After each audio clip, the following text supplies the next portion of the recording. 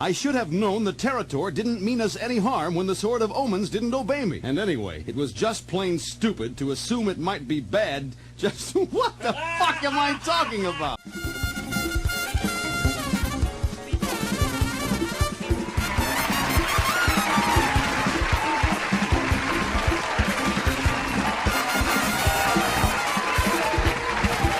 So, I'm not the biggest fan of remakes. A lot of times it just feels so, corporate. Oh, that's hot. That's hot. It's just like the big boss just said, "You there, yeah, you. Yes, sir. You know that they made a lot of money? Yes, sir. Well, make it again. Right away, sir." I'm an artistic genius.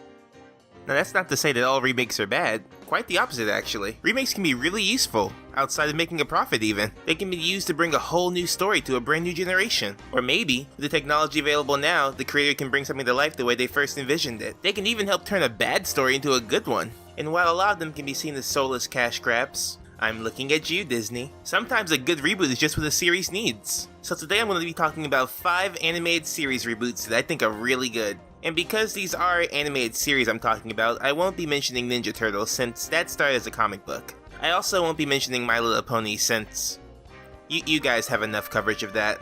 I want to talk about the shows that made the best out of being what they are, reboots. Shows that not only celebrate the history of the past show, but elevate it. So throw out those VHS tapes as we're talking about that new hotness. Ain't that my 4 years old nightmare? These are the top 5 animated series reboots. Please don't hate me for my choices. That's it. The Yahoo's going down. Whoa, what happened to rule number 1? Gets bent. Just this once. Alright, starting us off at number 5 is Transformers Prime. I have a long history with the Transformers series. It was one of my favorite things growing up. I watched all the shows every day, I collected all the toys. One of my earliest memories is watching Beast Wars over my babysitter's house. I was eating a Pizza Dunks Lunchable and my babysitter ate one of them. You don't forget trauma like that. Sticks with you, man. It sticks with you. But disregarding that, when this show premiered, I wasn't really excited for it. I was kind of over Transformers by then, and Michael Bay certainly did not help that matter. The only reason I knew about it is because it premiered on The Hub. Quick tangent here, The Hub was one of the best cable channels ever to come out. Great original programming, sprinkled in with some old classics, couldn't be beat. It was gone too soon. But back to Transformers Prime, yeah, I didn't really feel it when it first came out. It eventually went to Netflix and I decided to check it out, and man was I missing out. This show was cool. The action was good, it was dark and gritty, but not in a bad way. And I didn't completely hate the human characters. I didn't really love them, but it's still a positive. The story follows the same classic Autobots versus Decepticons struggle. But this time you can really feel that the Autobots have almost lost. There's only a few of them, and even with that small number, there are still a few missing. We even see some get killed on screen. And that hurts when they made all the robots so likable in this show. Optimus is as cool as ever. Bulkhead is funny and he seems like a nice guy. I get a beer with him. Mine's bigger. Hold up. Ratchet is sassy and Bumblebee's cute. And RC is hot. Head it never fails to leap into battle. Whew, saved at the last minute again. There are a few problems though. Like I said, the human characters aren't the worst, but they're not particularly interesting. They get better as the show goes on, but still, not my favorite. Also, while the plot is interesting, it is a pretty slow burn. And depending on who you are, the conclusion may leave you feeling a little cold. Also, while the animation is great in some places, in other spots it may be a little rough. Some of these things look a little PS2-y, if you know what I mean. But I still think it's a solid pick if you want to watch a Transformers cartoon. But the thing I want to know most is, why did my babysitter eat my pizza dunk? She has food, we were in her house. She has other stuff she could eat. I'm just a little kid, I just want to eat my pizza. You are the most perfect man that was ever created, and I must have you. What are you doing? Reading a letter. That's not addressed to you. Oh, is that a crime? Yes. So for number 4, we also have another thing I was a little mixed on when it came out. The Looney Tunes show.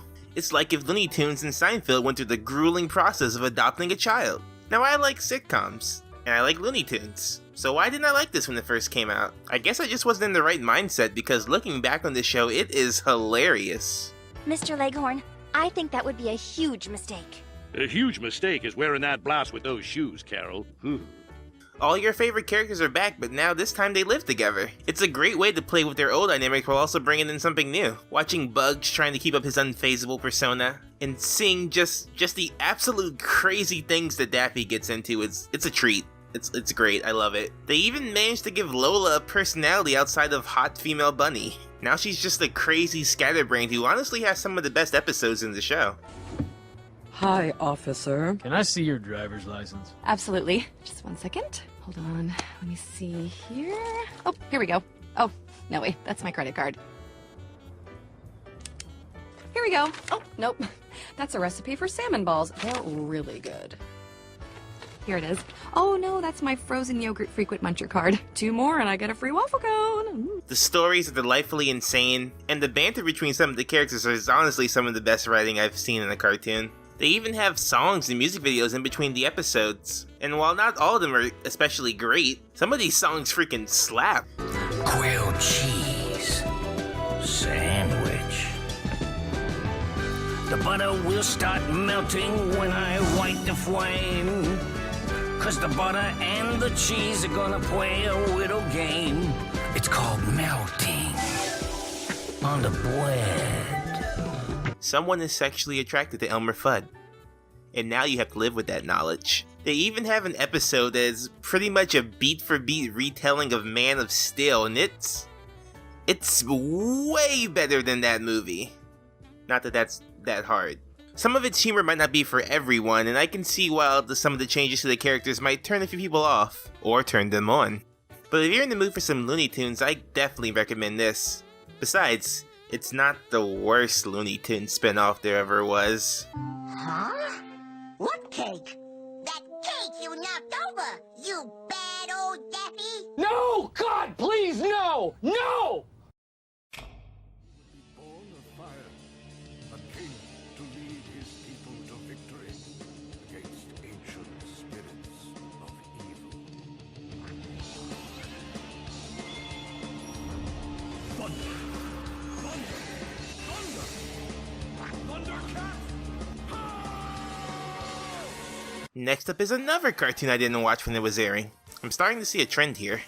Okay, this one wasn't my fault. Thundercats 2011 came out during a difficult time in Cartoon Network's history. This was around the time that action shows were on their way out. Most of the shows on Cartoon Network was leaning towards comedy. So shows like this and Symbionic Titan, which I will never forgive Cartoon Network for, weren't really doing so well in the ratings department. Lack of marketing, low toy sales, and bad scheduling pretty much set this show up for a failure. But it was good, I swear it was. Look, people who like the old Thundercats, they're wrong, okay?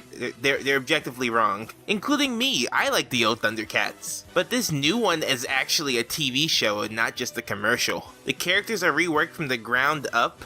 The villains are actually way more threatening this time, and the animation is gorgeous, especially the colors. Before, if you have asked me if I like Thundercats, I would have said sure, I sure do love that intro. And that's where that conversation would have ended. But this show is an adventure, and I really like it. Most of the changes they've made have been made for the better. Lionel actually feels like a prince that was stripped of his birthright. And as you follow him on his journey, you watch him grow as he tries to live up to the legacy that his father left behind. You follow as all the other Thundercats join up and become a part of a team. And Chitara is not just eye candy anymore.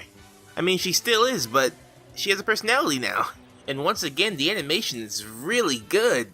It was done by Warner Bros. And Studio 4C, the same people behind Mind Game, and it's just nice to see another action cartoon look this good. But sadly, it was cancelled after 1 season because of the previously mentioned low ratings. But I have faith that one day it will return. I mean, people love Thundercats, so I can't wait to see the next thing Thundercats does. Hey there, everyone! My name's Lion-O, and I'm the star of a new show called Thundercats Roar! Oh no. Just cork it. You see this badge? Know why it's here? It came with the shirt.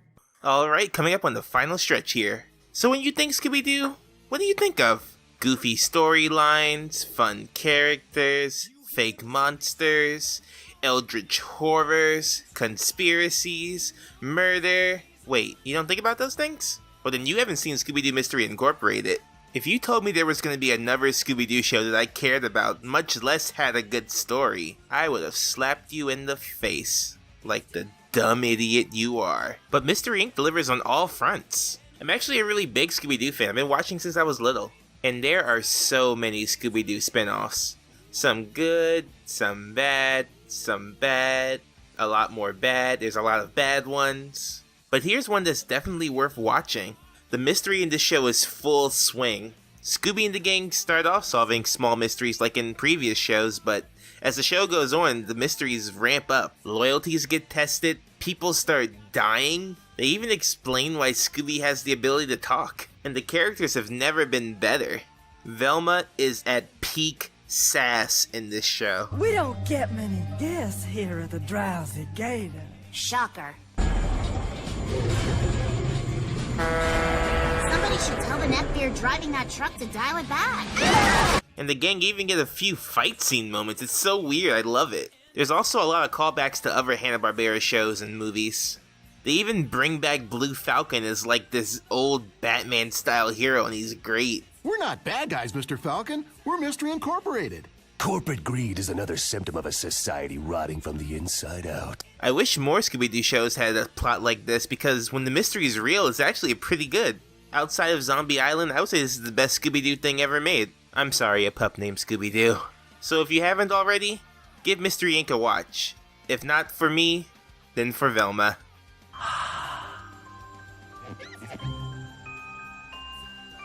Are we having a low blood sugar moment? DuckTales 2017 is a perfect reboot. I honestly have very little criticisms when it comes to this show. It just got everything right. The art style, a perfect combination between the old show and the comic books. The characters, updated to perfection, now they each feel very distinct and very memorable. The setting, all the landscapes are super cool and all the places they visit are very interesting. The theme song was already a banger and now it's even more so. I honestly don't want to talk about it that much, there's just so much to dig into. The story gets more and more interesting with every episode, the callbacks are great. They pull in a lot from the comics this time, not only with the art style but with the way some of the characters are handled. If I had one criticism, I would say that Huey, Dewey, and Louie sound a bit too old. But they're so funny and they deliver their lines perfectly that I honestly don't mind it. If you're a fan of the Disney afternoon, then this show is your dream show. I honestly can't believe Disney made a reboot so good. It'll please old fans and new fans alike. And if I'm being honest here, I think it's the best show airing on TV right now. Season 2 especially was really good. I can't believe a show about talking ducks made me cry. Yeah, I'm not afraid to admit that. I love DuckTales. I want to say more about the story, but honestly, I don't want to spoil anything. The twists and turns are that good.